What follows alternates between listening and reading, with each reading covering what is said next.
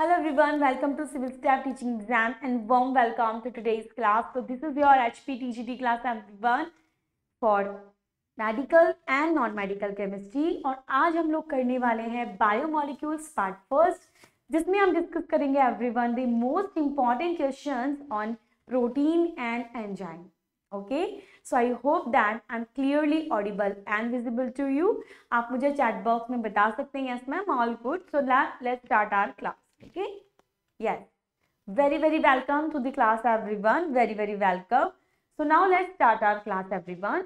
तो अगर आप लोग प्रिपेयर कर रहे हैं HPTGT PGT SSP की, देन आप लोग को कोर्स अगर अवेल करने हैं ऑनलाइन एंड ऑफलाइन कोर्स, दोनों टाइप के कोर्स हम आपको देते हैं. आप civil staff Himachal connected app को गूगल के प्ले स्टोर से डाउनलोड करके कोर्स अवेल कर सकते हैं.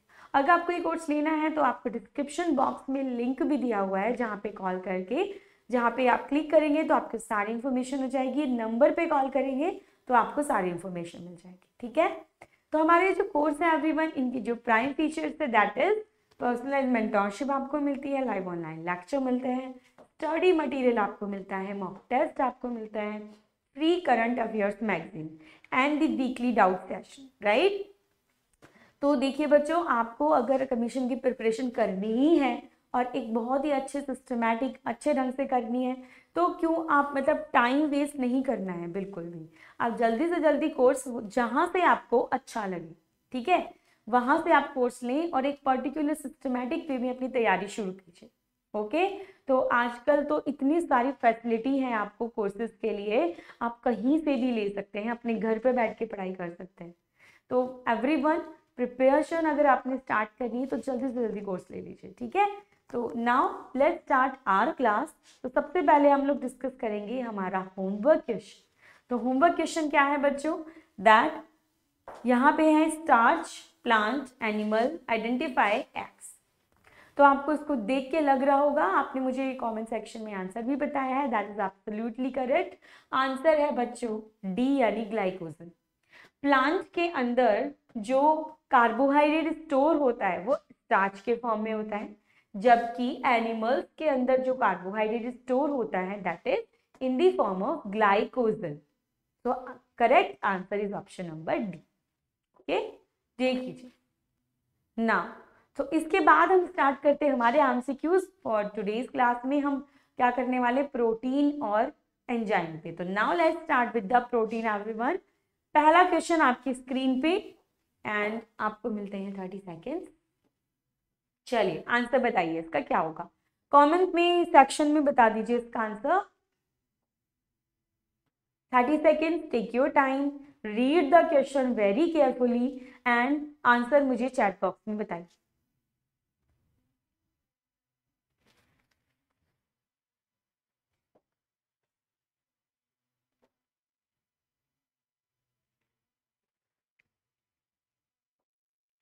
टाइम खत्म होने वाला है, टाइम्स अप. तो the correct answer of this question, yes, very good everyone, बिल्कुल सही. Correct answer is A, alpha amino acid. ठीक है, alpha amino acid is the correct answer. Protein are the polymers of everyone alpha amino acid. क्या होते हैं alpha amino acid, ये देखिए यहाँ पे आपको दिखाई दे रही है एक स्ट्रक्चर जिसके अंदर आपको एक दिख रहा है कार्बोक्सिलिक एसिड. ठीक है, उसके पास वाले कार्बन को क्या बोलते हैं, अल्फा. उस अल्फा पे कौन प्रेजेंट है, एमिनो ग्रुप,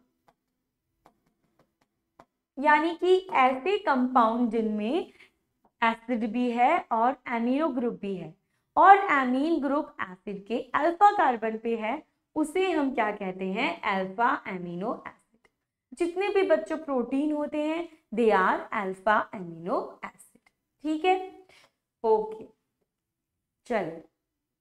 तो देखिए यहाँ पे दोबारा से आपको एक एमिनो एसिड की स्ट्रक्चर दिखाई दे रही है, जिसमें एक कार्बन है, इस कार्बन से NH2 ग्रुप प्रेजेंट जुड़ा है, दैट इज एमिनो ग्रुप.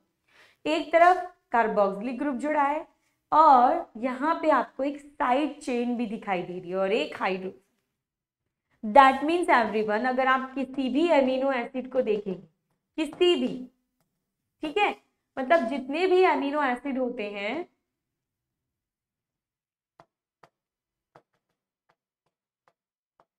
तो सारे के सारे अमीनो एसिड जो होते हैं वो तीन सेम, मतलब तीन चीजें उनमें कॉमन है। एक चीज डिफरेंट होगी, अमीनो एसिड भी डिफरेंट होगा। यानी सिर्फ और सिर्फ यहाँ पे आप आर चेंज करते रहोगे और आपको डिफरेंट डिफरेंट अमीनो एसिड मिल जाएंगे। ठीक है, तो एवरीवन देखिए यहाँ पे अगर मैं लिख रही हूँ कार्बन, तो कार्बन से NH2 ग्रुप जुड़ा है जो होगा ही होगा, हाइड्रोजन है जो होगा ही होगा, और C डबल बॉन्ड OH भी है जो कि सारे अमीनो एसिड में कॉमन है। What is the different here everyone? R, that is side chain. यानी कि अगर साइड चेन डिफरेंट होगी आपका अमीनो एसिड भी डिफरेंट होगा। Clear? Okay, next question on your screen. Next question on your screen everyone. Question आराम से पढ़िए और 30 सेकेंड्स आपके पास है, try to solve it.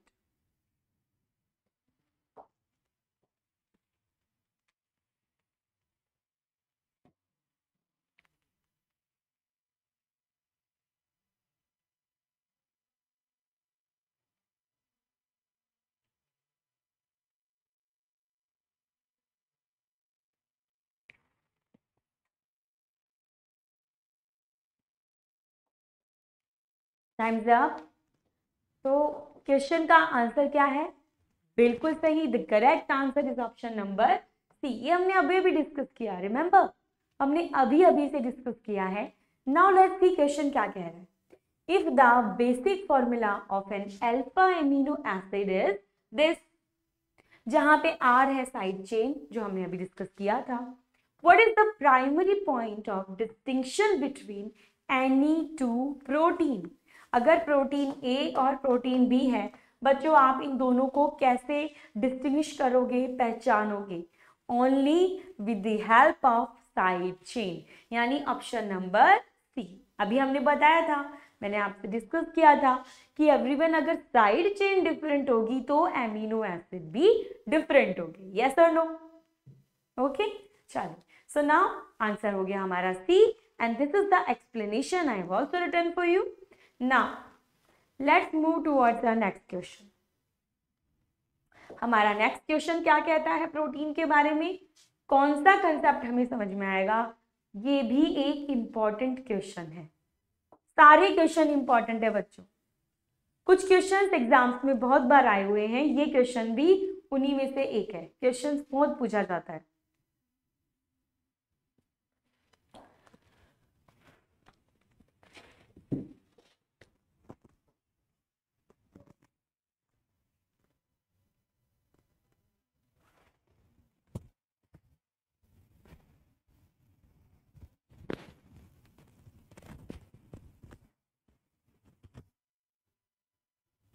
Time's up. बताइए, क्वेश्चन है that which of the following amino acid are optically inactive? Correct answer है बिल्कुल सही, ऑप्शन नंबर ए, यानी ग्लाइसिन। एवरीवन, जो ग्लाइसिन होती है एक ऑप्टिकली इनएक्टिव अमीनो एसिड होती है, और बाकी जितने भी नेचुरल अमीनो एसिड होते हैं जो नेचर में प्रेजेंट होते हैं, they all are optical active. सिर्फ ग्लाइसिन ऑप्टिकल इनएक्टिव है, बाकी सब ऑप्टिकल एक्टिव होते हैं। तो ये जो तीनों है, एलेनिन, लाइसिन, वैलिन, ये तीनों भी ऑप्टिकल एक्टिव हैं, सिर्फ ग्लाइसिन नहीं है। तो क्यों नहीं है, चलिए पता करते हैं। Everyone, this is the structure of glycine. क्या आप जानते हैं कि हम ऑप्टिकल एक्टिविटी को किस चीज से यहाँ पता कर रहे हैं? तो बच्चों, हम यहाँ पे जो कार्बन है इसको देखेंगे। आप जानते हैं अगर एक कार्बन से 4 डिफरेंट ग्रुप अटैच होते हैं उसे कहते हैं किरेल कार्बन।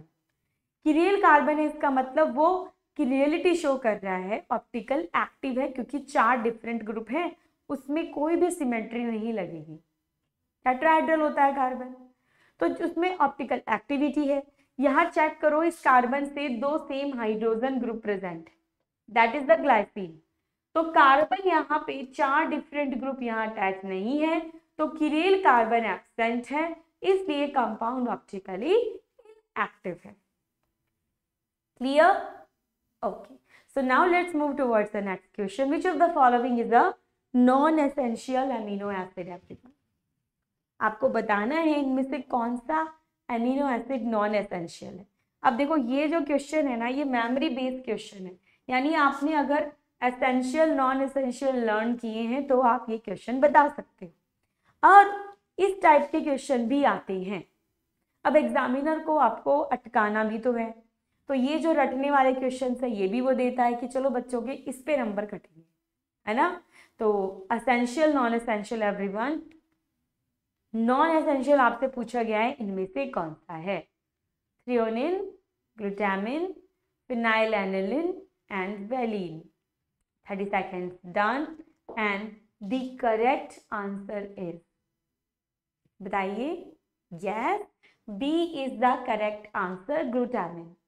एवरीवन, हमारी बॉडी के अंदर, ह्यूमन बॉडी के अंदर दो टाइप के, मतलब वैसे अमीनो एसिड दो टाइप के होते हैं। कौन कौन से? एसेंशियल और नॉन एसेंशियल। हमारी ह्यूमन बॉडी के अंदर ये बनते हैं, they are produced in our body. यानी कि जो नॉन एसेंशियल अमीनो एसिड है वो हमारी बॉडी में बन रहे हैं, हमें जरूरत नहीं है फिर भी बन रहे हैं। लेकिन जो एसेंशियल अमीनो एसिड है जिनकी हमको रिक्वायरमेंट होती है एवरीवन, वो प्रोटीन हमारी बॉडी में नहीं बनते। अमीनो एसिड प्रोटीन है ना, प्रोटीन पॉलीमर, अमीनो एसिड के पॉलीमर ही तो प्रोटीन होते हैं। तो इसका मतलब हमें हमारी डाइट में इन्हें इंक्लूड करना पड़ता है, ठीक है। तो यहाँ पर जो नॉन एसेंशियल है that is glutamine.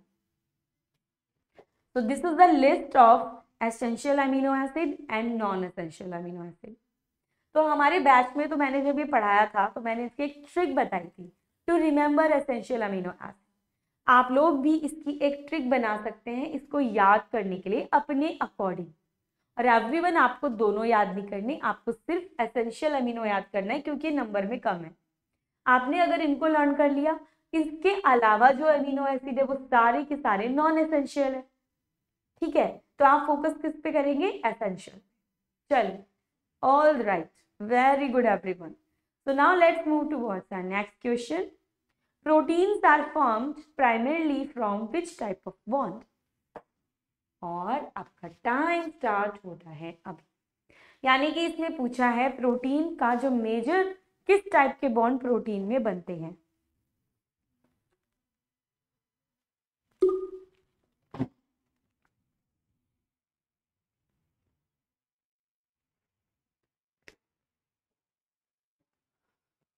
Glycosidic, peptide, phosphodiester and disulphide.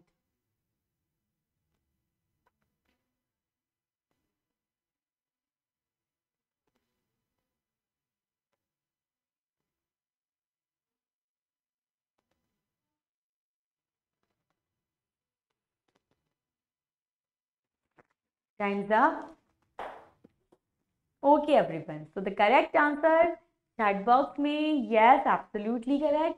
यहाँ पे आंसर है option number B, peptide bond. चलिए फाइंड आउट करते हैं कि ये पेप्टाइड बॉन्ड क्या होता है, कैसे बनता है। सबसे पहले तो प्रोटीन कैसे बनेगा? When many alpha amino acid, जब बहुत सारी अल्फा एमिनो एसिड, जो हम देख चुके हैं कैसे स्ट्रक्चर होती है, जब बहुत सारी अल्फा एमिनो एसिड आपस में अरेंज होती है इन अ सीक्वेंस, एक दूसरे से कनेक्ट होती है थ्रू अ बॉन्ड, तो बनता है प्रोटीन। तो क्या बनता है बच्चों? प्रोटीन। ये जो प्रोटीन बना है इसके अंदर जो एमिनो एसिड एक दूसरे से कनेक्ट हुई है, लिंक हुई है, उस बॉन्ड को कहते हैं पेप्टाइड बॉन्ड। आपको एक स्ट्रक्चर दिख रही है, ये एक एमिनो एसिड है बच्चों, ये दूसरा एमिनो एसिड है। अब याद रखो, जो एमिनो एसिड आपस में कनेक्ट हो रहे हैं वो सेम भी हो सकते हैं, वो डिफरेंट भी हो सकते हैं, ठीक है। तो ये जब आपस में कनेक्ट हुए तो नाइट एमीन का H और एसिड का OH मिलके H2O बाहर निकला और आपको एक CONH करके पेप्टाइड बॉन्ड मिला, ठीक है। तो मैं इसको आपको दोबारा से करके बताती हूँ।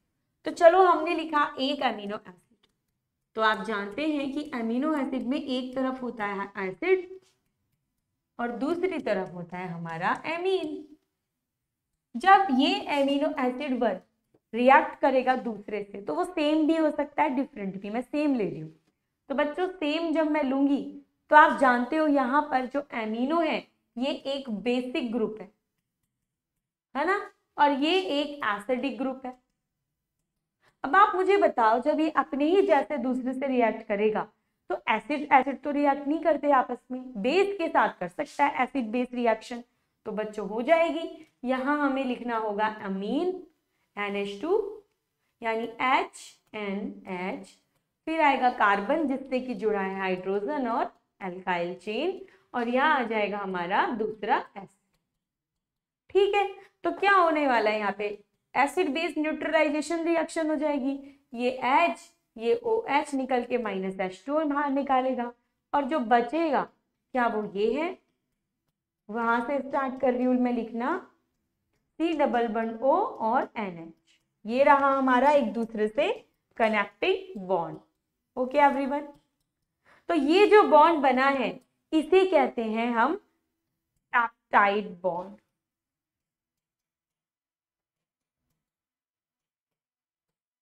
देखो बच्चों एक बात बताओ, CONH2 यानी एमाइड नहीं लग रहा आपको ये, क्या ये आपको एमाइड नहीं लग रहा है, लग रहा है ना, यानी कि हमने एमाइड बनाया है ना, चूंकि ये प्रोटीन में बना है तो हमने इसको पेप्टाइड बोल दिया, simple. Okay, I hope that आपको ये क्लियर है। चलिए तो नेक्स्ट क्वेश्चन पे चलते हैं, this one, identify the correct statement, और आपको मिलते हैं 30 सेकेंड्स बच्चों। चलिए तो फटाफट इस क्वेश्चन को पढ़िए ढंग से और कमेंट में मुझे आंसर बताइए।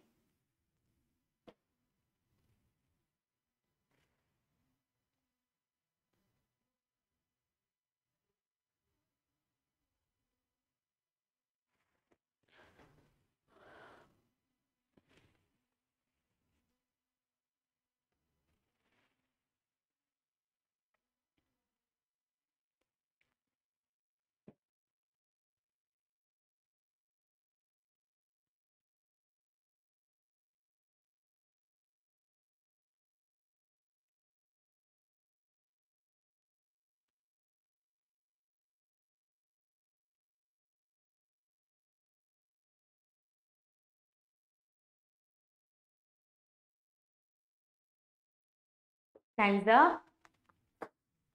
So the correct answer is here. Yes, option number A. Very good everyone. Well done. Option number A आपका सही आंसर है। चलिए चेक करते हैं। तो पहला ही स्टेटमेंट कह रहा है peptide bond formed by the loss of water molecule.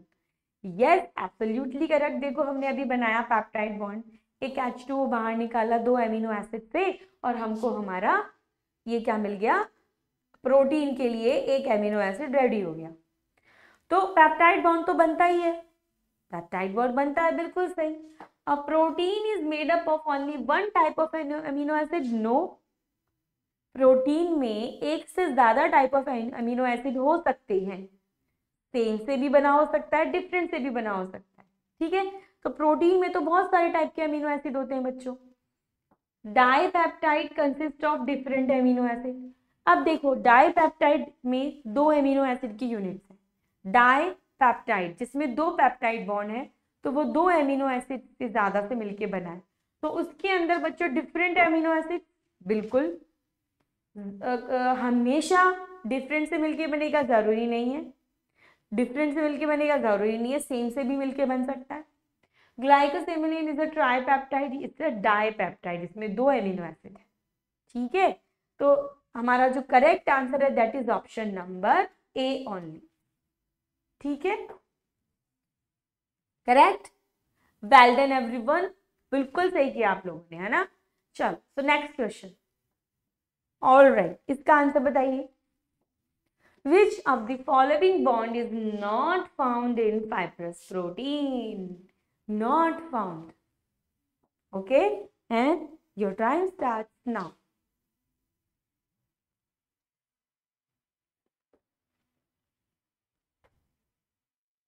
बताइए, 30 seconds.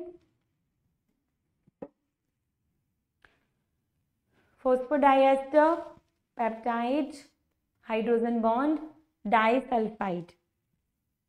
कौन सा यहाँ पे बॉन्ड प्रोटीन में प्रेजेंट नहीं है? फाइब्रस प्रोटीन मतलब प्रोटीन की बात हो रही है बच्चों, ठीक है। तो आपको प्रोटीन को कॉमन ध्यान में रखते हुए इसका आंसर बताना है। ओके, टाइम खत्म हो गया अपना। And the correct answer is yes, बिल्कुल सही, phosphodiester. Option number A is the correct answer. Everyone, protein में पेप्टाइड बॉन्ड तो होते हैं, ये तो हमने अभी अभी किया है, ठीक है, तो बी सही है। हाइड्रोजन बॉन्ड भी होते हैं, डाइसल्फाइड भी होते हैं, लेकिन फॉस्फोडाइएस्टर नहीं होता। ये कहाँ होता है? तो बच्चों ये न्यूक्लिक एसिड में पाया जाता है, जब हमारी न्यूक्लियोसाइड जो है वो फॉस्फोरिक एसिड से रिएक्ट करके फॉस्फोडाइएस्टर बॉन्ड बनाता है। ये हम न्यूक्लिक एसिड में फिर से पढ़ेंगे, ठीक है। तो ये हमारे प्रोटीन में एब्सेंट है, ये न्यूक्लिक एसिड में होता है। चल, the next question on your screen, which of the following is not a fibrous protein? हाँ जी, इनमें से कौन सा फाइब्रस प्रोटीन नहीं है? ओके, चल, अरे 3 तो हैं, एक नहीं है, बताइए कौन सा है? केराटिन, मायोसिन, कोलेजन और एल्ब्यूमिन। 4 options to you. सोच समझ के आंसर देना है, आपको एक ही ऑप्शन मिलता है एग्जाम में पेपर ठीक होने का।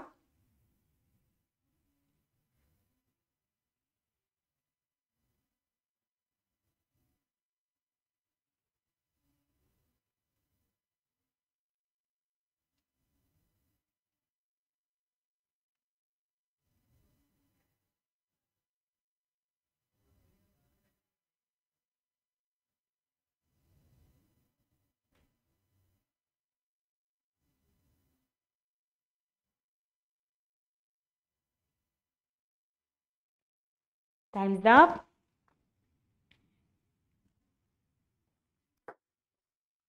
हाँ जी, तो the correct answer is option number D, albumin. देखो बच्चों, ये तीनों के तीनों, अब प्रोटीन की अगर हम बात करें तो प्रोटीन 2 हो जाते हैं, फाइब्रस और ग्लोब्यूलर, ठीक है। तो जो ये तीनों फाइब्रस के अंदर आते हैं, लेकिन एल्ब्यूमिन एक ग्लोब्यूलर प्रोटीन है, ये आपको याद ही करना पड़ेगा, ठीक है। तो albumin is a globular protein, answer है ऑप्शन नंबर डी। तो ये एक मेमोरी बेस्ड क्वेश्चन है, आपको याद है तो आप कर लेंगे। सो ये तो आपको याद कर लो, बहुत इजी है, इसमें ज्यादा नहीं है। Example of the fibrous and globular protein. Okay, चलिए next question, very very important question, examiner का फेवरेट क्वेश्चन, ठीक है, उसको बहुत पसंद होते हैं इस टाइप के क्वेश्चन देना जिसमें स्ट्रक्चर की बात की गई हो।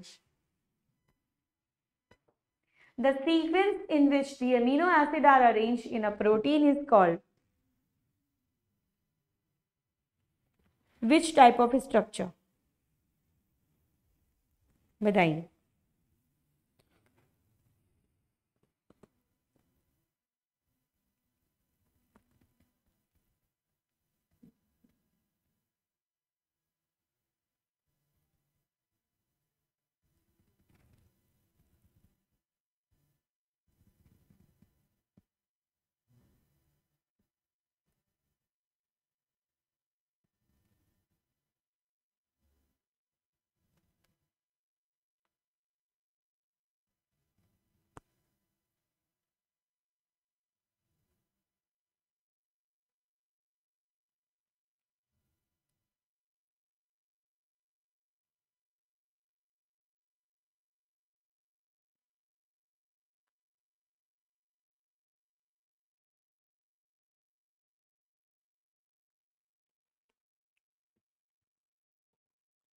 चलिए टाइम खत्म।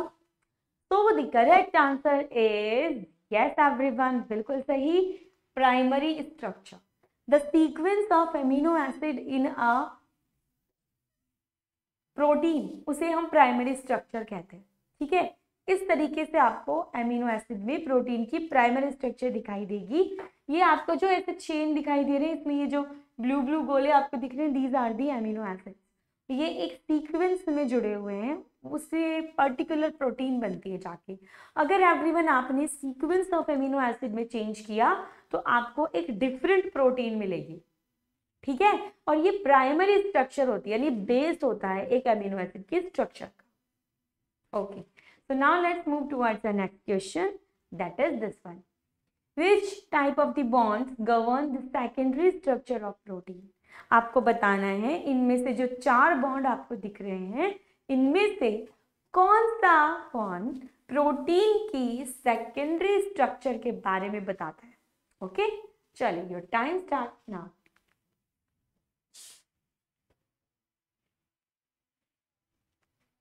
Waiting for your answers in the chat box. Covalent है, हाइड्रोजन है, इलेक्ट्रोस्टैटिक है, पेप्टाइड है। कौन सा बॉन्ड होता है जो कि सेकेंडरी स्ट्रक्चर के बारे में आपको बताएगा।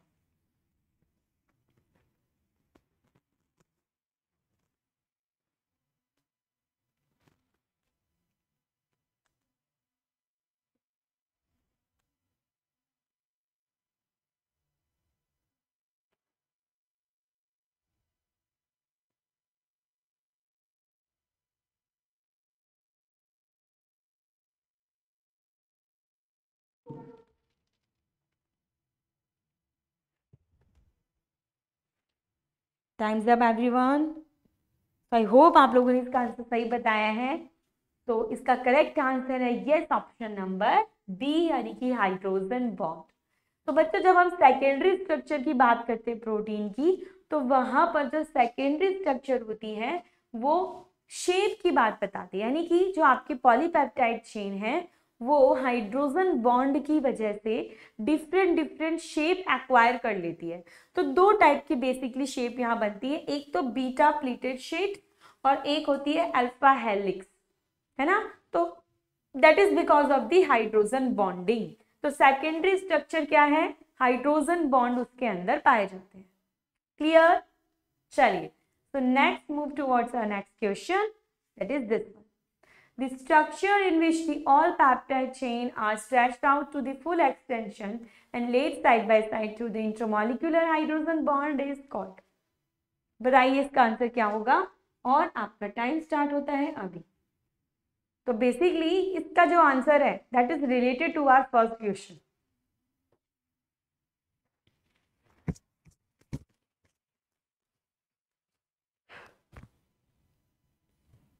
Thirty second everyone.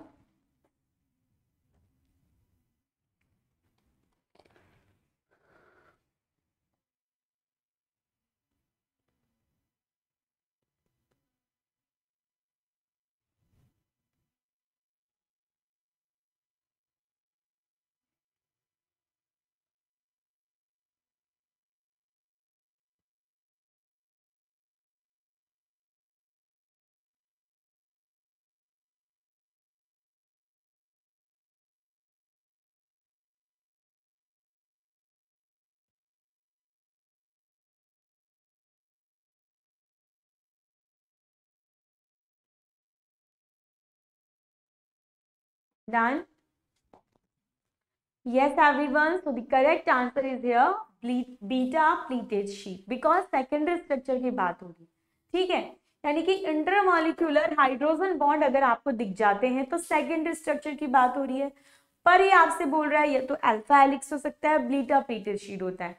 तो शीट को कैसे पहचानोगे बच्चों, आपको जब all peptide chains are stretch out to the full extension, वो स्पाइरल फॉर्म में नहीं है, एक शीट के फॉर्म में एक्सटेंडेड है, इसलिए हमारा आंसर है ऑप्शन नंबर बी, ठीक है। Beta pleated sheet is the one of the secondary structure of protein due to the form due to hydrogen bonding. Structure कैसी दिखती है, resemble the pleated sheet of the drapery, hence the name, ठीक है। तो जो ड्रापरी होता है उसके अकॉर्डिंग वो दिखाई देती है, इस वजह से इसका नाम है बीटा प्लेटेड शीट। क्लियर सबको, चलिए। So now let's move towards the next question, that is this one. Fibrous and globular proteins are classified on the basis of which type of structure? बताइए इसका आंसर मुझे comment section, में answer बताइए everyone. हाँ जी, 4 options आपको given है। ध्यान से क्वेश्चन को पढ़िए और आंसर बताइए।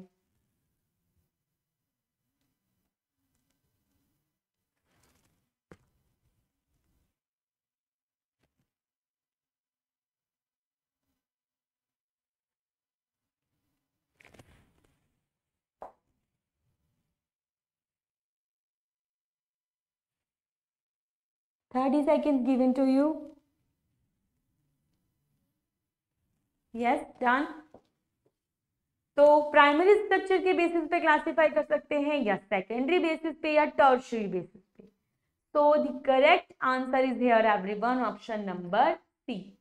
यानी कि tertiary structure represent the overall folding of the polypeptide chain और the further folding of the secondary structure, जिससे कि हमें दो मेजर शेप मिलती है, that is fibrous and globular. तो शेप को अगर हम क्लासिफाई कर रहे हैं तो हम टर्शियरी स्ट्रक्चर के बेसिस पे कर सकते हैं। ओके, चलिए next question everyone, you can see here this is the tertiary protein structure, this is the quaternary protein structure. तो प्रोटीन की बेसिकली चार टाइप ऑफ स्ट्रक्चर होती है, प्राइमरी, सेकेंडरी, टर्शियरी, क्वाटरनरी। यानी तो प्राइमरी सेकेंडरी हम देख चुके हैं, that is tertiary and quaternary. Okay, yes. Next question everyone, which of the following best describe a particular enzyme. तो अब अपने एंजाइम वाले क्वेश्चन स्टार्ट हो गए हैं। तो बताइए एक एंजाइम की अगर हम बात करें तो एंजाइम को परफेक्टली कौन डिस्क्राइब कर रहा है? क्या वो केमिकल कैटालिस्ट है, क्या वो फाइब्रस प्रोटीन है, क्या वो हाईली सेलेक्टिव है, या they can be use for various reaction? Which one is the correct option? Take your time, comment section में बताना है आपने मुझे। जल्दी नहीं है, टाइम है अपने पास, इसलिए जल्दी में गलत नहीं करना है। Okay, enough time.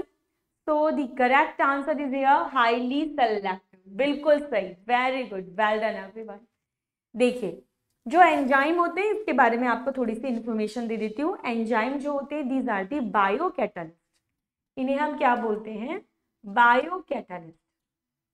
ठीक है, ये क्या करते हैं? एक पर्टिकुलर रिएक्शन को ही कैटालाइज कर सकते हैं। ऐसे देखो, कैटालिस्ट आप जानते हो जो कि हम नॉर्मल लैब के अंदर यूज करते हैं, किसी रिएक्शन को, स्पीड को फास्ट कर देते हैं।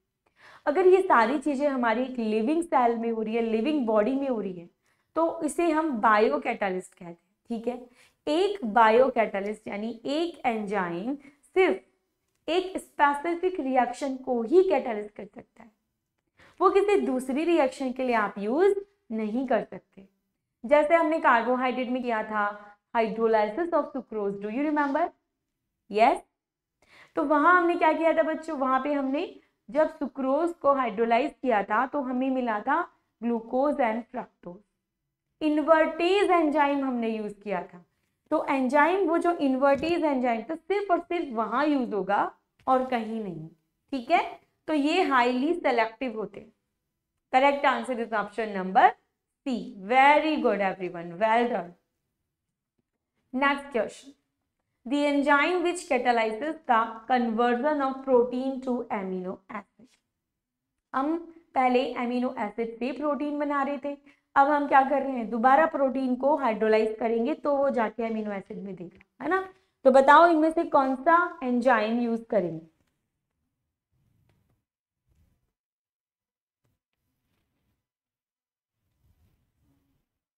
Which enzyme we will use here everyone?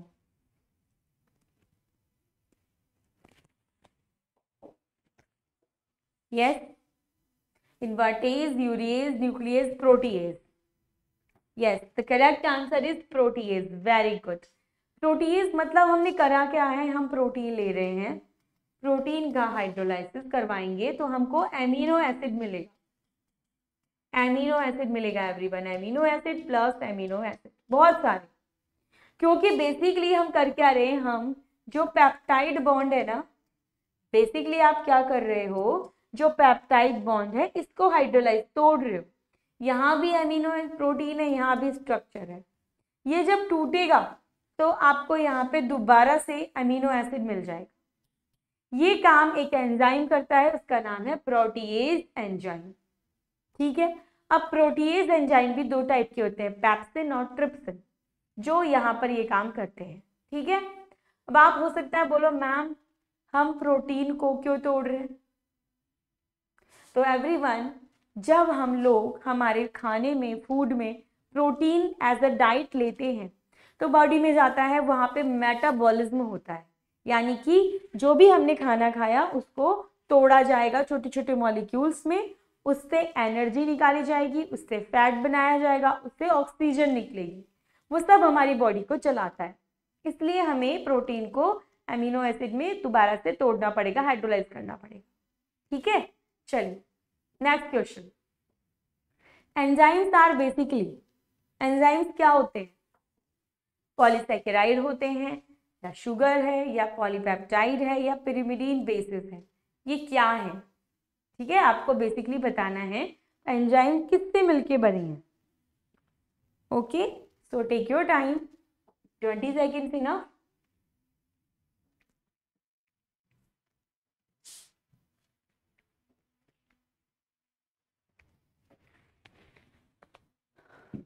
Enzymes are basically किससे मिलके बने, ये पूछा गया है।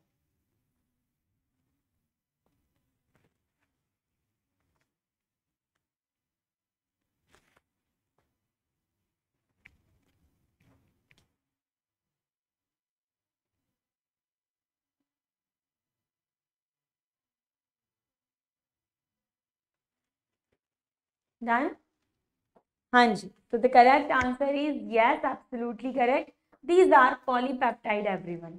ठीक है, एंजाइम्स क्या होते हैं? पॉलीपेप्टाइड होते हैं, मतलब सी इज द करेक्ट आंसर। बच्चों, जो एंजाइम्स होते हैं वो और कुछ नहीं होते, वो सिर्फ और सिर्फ ग्लोबुलर प्रोटीन होते हैं, यानी प्रोटीन होते हैं। जितने भी एंजाइम है सब के सब प्रोटीन से मिलके बना है।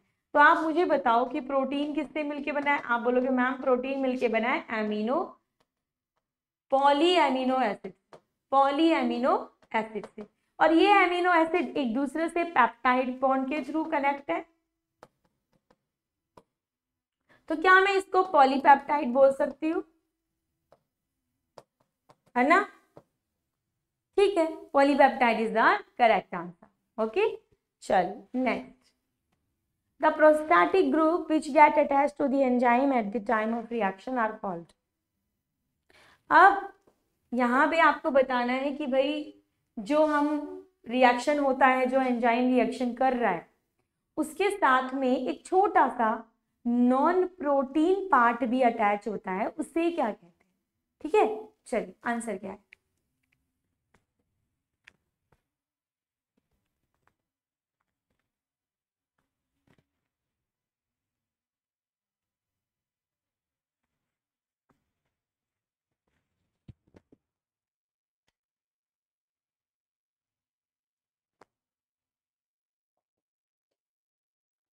डन?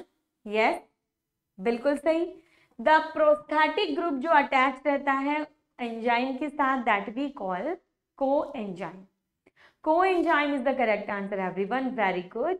यस, तो द मोस्ट एक्टिव एंजाइम होते हैं वो नॉन प्रोटीन पार्ट होते हैं, वो अटैच होते हैं हमारे एंजाइम के साथ, जब वो रिएक्शन करते हैं उन्हें हम को एंजाइम कहते हैं।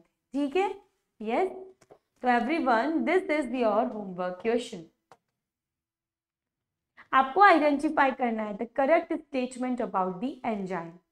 Okay, yes, you can see your homework question, या आपको इसका आंसर मुझे कमेंट सेक्शन में बताना है। ठीक है, okay, so that's it, thank you so much everyone. And अगर आपको क्लास अच्छी लगी, इंफॉर्मेटिव लगी, then do like the session और शेयर भी कर दीजिए अपने फ्रेंड्स के साथ में, ताकि वो भी यहाँ पे क्लास को ज्वाइन कर पाए, अपनी प्रिपरेशन में उनको कुछ ना कुछ हेल्प हो। देखो बच्चों, biomolecule is very important part of the subject, तो यहाँ से क्वेश्चंस बनते हैं और इजी होते हैं और गलत होते हैं बिकॉज ऑफ द कंफ्यूजन। तो यहाँ पे आपको याद भी बहुत कुछ करना है, यहाँ आपको समझना भी काफ़ी कुछ पड़ेगा। तो ये पता होना चाहिए कि कौन से ऐसे इंपॉर्टेंट टॉपिक है जो हमारे बायोमॉलिक्यूल्स में होते हैं, जो हमें पढ़ने हैं, यानी किस स्पेसिफिक पार्ट से हमको पढ़ना है, दैट हेल्प्स अस। तो एवरीवन, अगर आप लोग अपनी प्रिपरेशन को पूरे सिस्टमैटिक वे में करना चाहते हैं, देन आप सब्सक्राइब देन आप हमारा कोर्स ले सकते हैं, जिसके लिए डिस्क्रिप्शन बॉक्स में लिंक गिवन है, ठीक है। Okay then, bye bye, have a good day, we will meet in the next session. Till then आप लोग क्लास को जाने से पहले लाइक करके जाइए। अगर चैनल सब्सक्राइब नहीं किया है then do subscribe our channel. Bye bye everyone, have a good day.